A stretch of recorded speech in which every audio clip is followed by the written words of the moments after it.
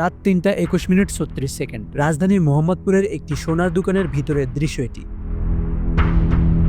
দোকানের শাটারের তালা ভেঙে ভিতরে ঢুকছেন ডাকাতের দল। একে একে 6 জন ভিতরে ঢুকে লকার ভাঙে তারা। পরে ভিতরে আসেন আরো 2 জন। বাইরে দাঁড়িয়ে থাকতে দেখা যায় আরো একজনকে। সবার মুখই মুখোশ দিয়ে ঢাকা ছিল। এরপর একে একে সরানো হয় দোকানের মালামাল। জানা যায় রাজধানীর মোহাম্মদপুরের চন্দ্রিমা মডেল টাউনের স্বর্ণের দোকানে দুর্ধর্ষ এই ডাকাতির ঘটনা ঘটেছে। এই সময় দুর্বৃত্তরা 500 ভরি রূপা এবং 50 ভরি স্বর্ণ লুট করে নিয়ে যায়।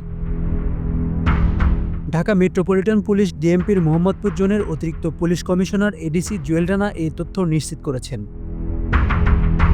তিনি বলেন, রোববার দিবাগত রাত 3:21 রাজধানীর মোহাম্মদপুরের চন্দ্রিমা মডেল টাউনে নিউ রানা জুয়েলার্সে কয়েকজন মুখোশধারী দোকানের শাটার খুলে ভিতরে প্রবেশ করে। এরপর দোকানের লকার ও বাক্স খুলে স্বর্ণ ও রূপা চুরি করে নিয়ে যায়। Bangla affairs news desk.